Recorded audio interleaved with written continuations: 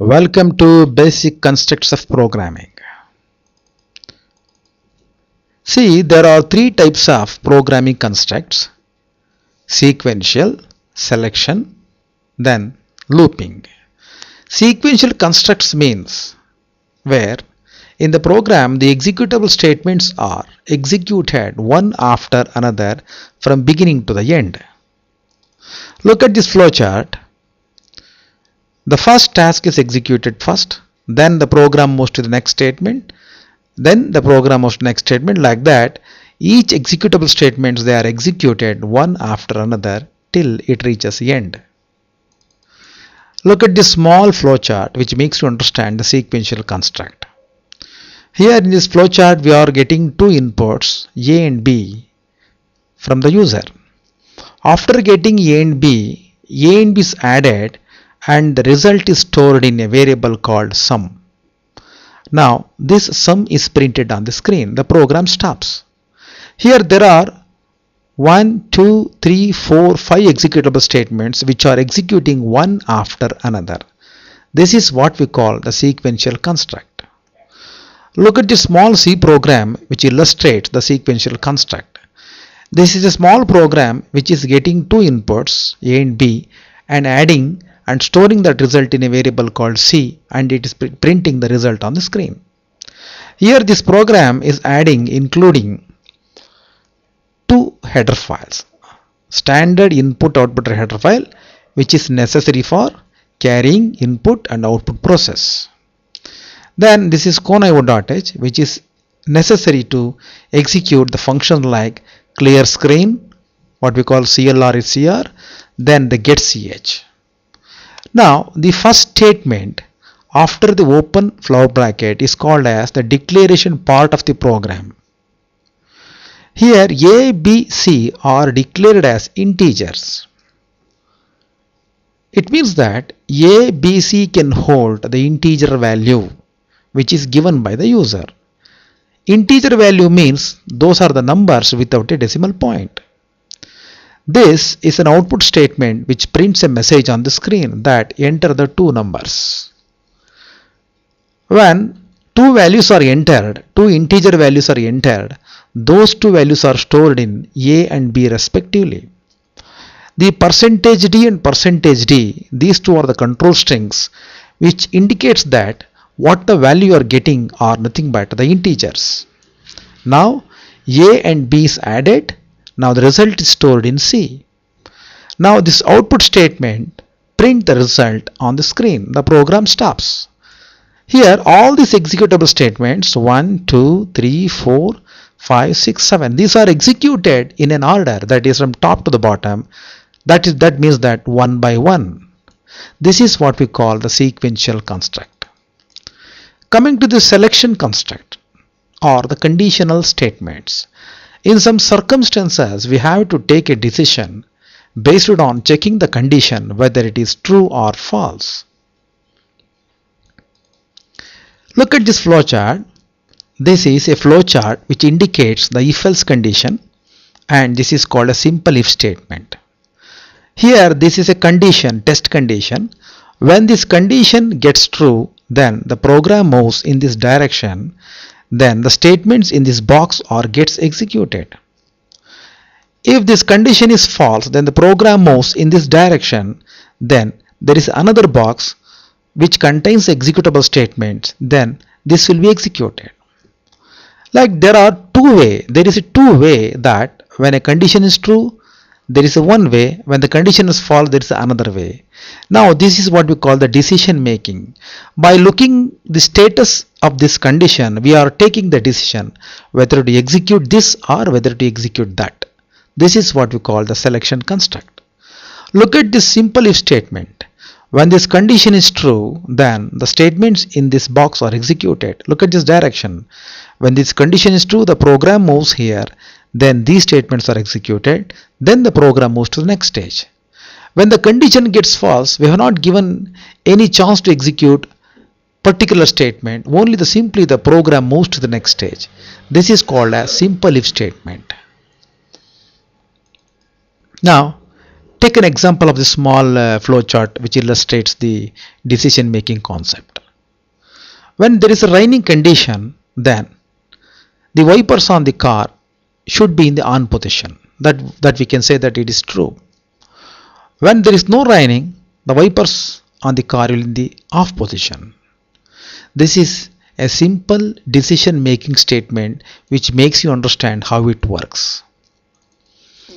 Look at the small program. Here, this is a flow chart which makes you understand the decision making. We are getting two values A and B as input. Now A is compared with B, whether A is greater than B or not. If A is greater than B, then the condition is set to be true. Then the program moves in this direction and prints a message that A is greater. If A is not greater than B, then the program moves in this direction. It prints the message that B is greater. Whether this one or this one is executed at single time. This is what we call the selection construct. Look at this program which explains this selection construct. This is a program used to find the greatest among the two numbers. We are declaring two variables as an integer which accepts two integer numbers. Then we are printing a message on the screen, enter the two number. Then we are getting the two inputs that is stored in A and B respectively. Now A is compared with B. If A is greater than B, then there is a message on the screen that A is greater, which is printed by this output statement. If A is not greater than B, then the condition is set to be false. Then this message will be printed on the screen. Either this one, or any one at a time is printed on the screen. This is what we call the selection construct. Then coming to the third one, which is called as iteration or looping statements. Here a single or a group of statements are executed repeatedly until the condition gets false. It means that, in other words, we can say that the program repeats, the repeated execution is done as long as the condition is true or as long as the condition is satisfied. This is what we call looping. Look at this flow chart. There is a condition. When this condition is true, then the program moves in this direction and execute these group of statements. After executing this, the program comes back to the top of the condition. It checks the condition again. If the condition is true, again the program moves in this direction and execute these statements.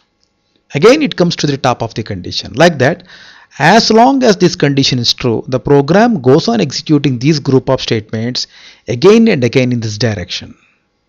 When the condition gets false, the program won't go back to execute these statements. Simply it moves to the next statement. This is what we call looping. See, look at this small flow chart which makes you understand the concept of looping. See, there is a variable called I which is initialized by a value 0. Now I holds the value 0. Now in this test box, I is compared with 10.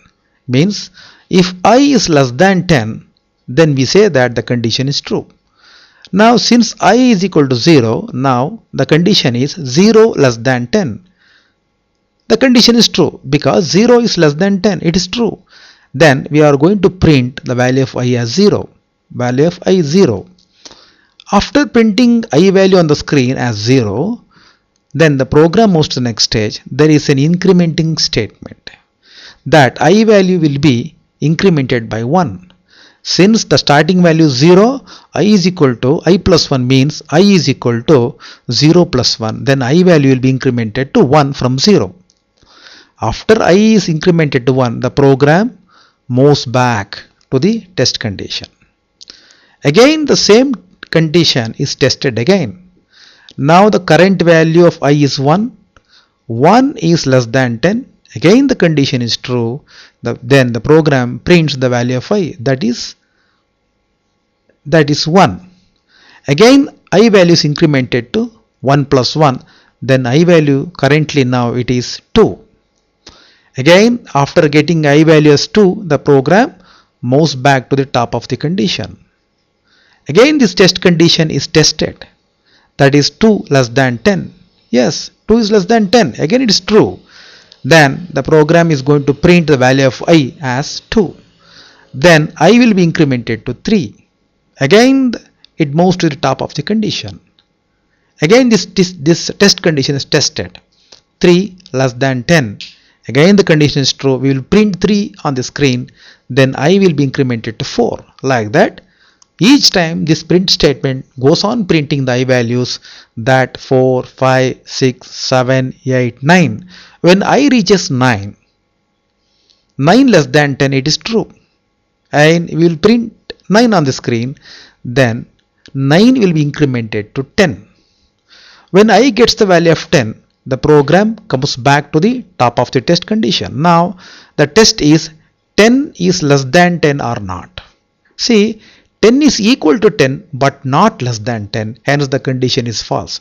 Then the program won't repeat, the program stops here. This is how a looping statement works. Look at the small program which illustrates how looping is. See, we have I, as we have seen in the flowchart. I is initialized to 0. This is a while loop. The starting while I is equal to 0, 0 is less than 10, hence the condition is true. When this condition is true, whatever written within this open and a closed flower bracket, they are executed again and again. Since 0 is less than 10, the condition is true, these two test statements are executed. That means I value will be printed on the screen, then I will be incremented. After incremented value, that value is again compared with this condition. If it is true, again this will be executed. Like that, as long as I value is less than 10, this condition is true. Up to that time, whatever written in this open and closed flower brackets goes on executing, printing the I values from 0 to 9. When I gets 10, 10 is equal to 10 but not less than 10, hence the condition is false. Then the program won't repeat, it stops at printing I value as 9. After that it won't print because the loop ends.